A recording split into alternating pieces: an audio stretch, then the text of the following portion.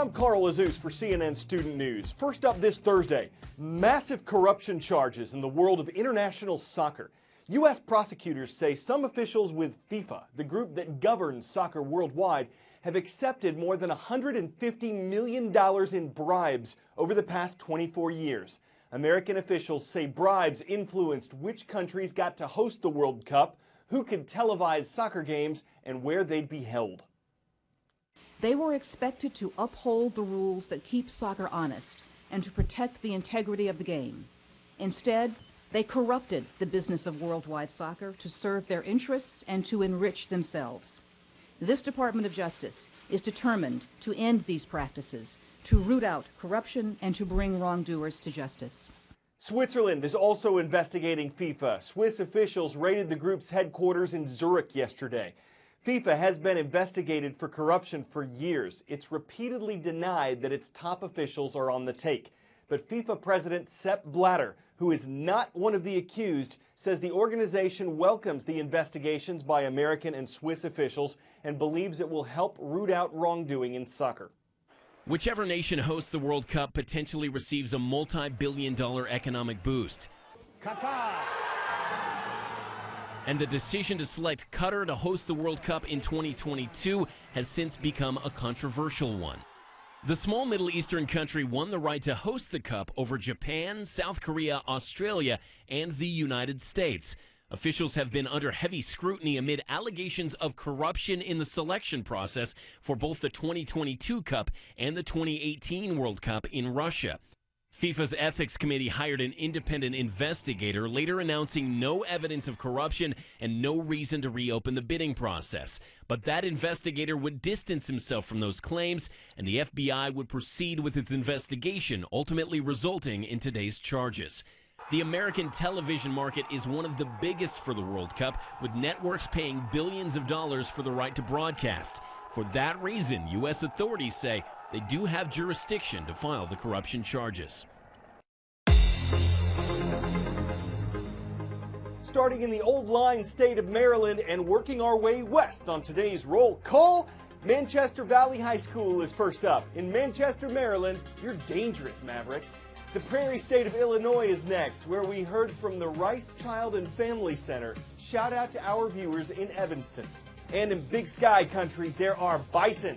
Great Falls High School is in Great Falls, Montana. This is the scene from Ciudad Acuña, Mexico. It's in the northern part of the country bordering Texas, and it's where a tornado recently killed 13 people and damaged hundreds of homes. It was part of the same storm system that washed away houses and lives in Texas and Oklahoma. Days of torrential rain have brought devastating floods, killing at least 12 people in Texas and 6 in Oklahoma. A Houston resident says he's never seen flooding this extreme.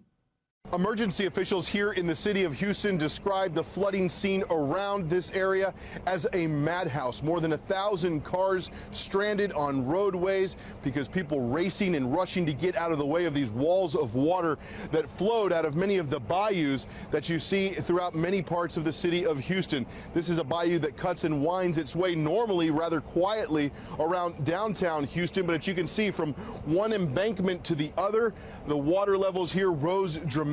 In fact, at some point, at its worst point, reaching just to that bridge that you see behind me.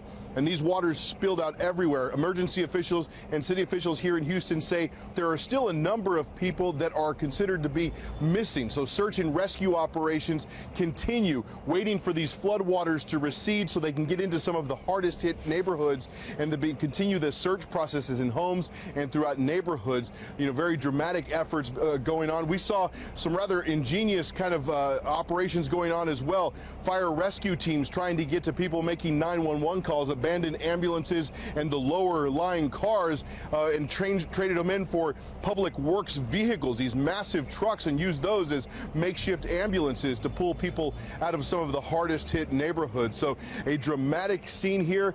The good news is that throughout most of the day, it did not rain. However, in the coming days, more rain is expected to be in the forecast, and that means these these floodwaters could rise up quickly again, and state officials across the state are warning people once these flash flood situations emerge to react quickly. We've heard from time and time again from people around the state that it takes just a matter of minutes, the water around their ankles, and then just minutes later they find themselves in knee-deep water. So state officials urging people to react quickly, take the warning seriously when these flash flood warnings go into effect. If you followed the 2012 election season in the U.S., this name might sound familiar to you. Rick Santorum. He's a former senator from Pennsylvania who is the Republican Party's runner-up in 2012. Yesterday, Santorum officially entered the 2016 presidential race. He joined 6 other people officially seeking the nomination for the Republican Party. There are 2 people officially seeking the nomination for the Democratic Party.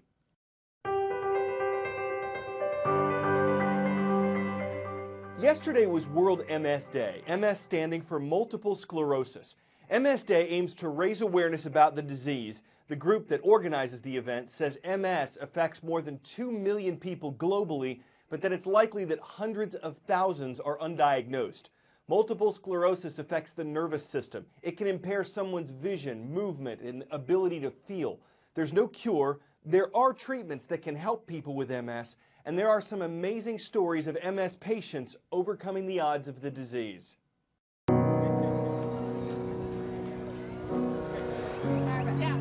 Start like any other runner.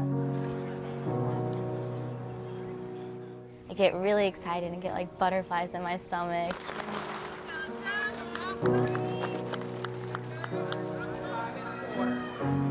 When I first start running, everything's normal, but as the race goes on and as my body temperature rises, I'll start to lose feeling from the waist down.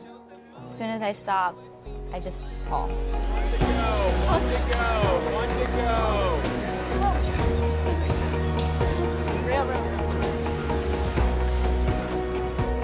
It's like a shock on my body. My legs just kind of give out from under me.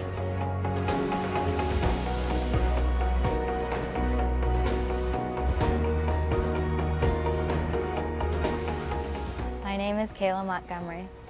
I am a long-distance runner, and I have multiple sclerosis.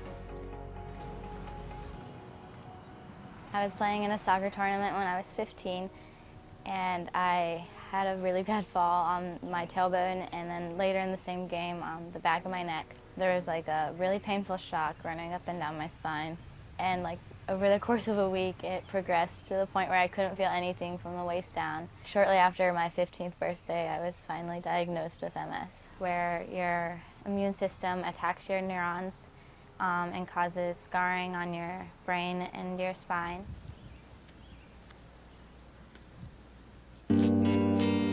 Long distance running is my favorite because you have to have so much strength and determination. Most runners run with their legs, they tell their pace with their legs, but I have to run with my arms.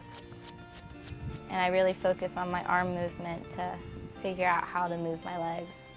So I just learned a new way to run. I train 6 days a week. I run 60 to 75 miles a week. Oddly enough, MS is kind of what motivates me. I refuse to let MS win. As long as I keep battling it, then I feel like everything's fine. I could easily wake up tomorrow and not be able to move. The days that I can run, I make them the best that I can.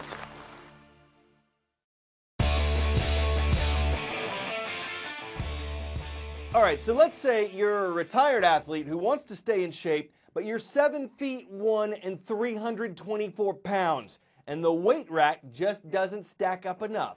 Well, you get a friend to help. In the case of former NBA star Shaquille O'Neal, that friend was former NBA star Chris Webber, whose 6 feet 10 inches frame added just 245 pounds to the already maxed out stack on the seated cable rows. It's not just for one rep, it's not just for one laugh. Even though they're friends, this had to be a heavy lift. It was a weighty challenge. Don't know if the row caused a row, but I guess when you're Shaq, you're already a machine. And these guys are used to pulling big numbers on cable. I'm Carl Azus, and that stacks up another edition of CNN Student News. Hope it worked out for you.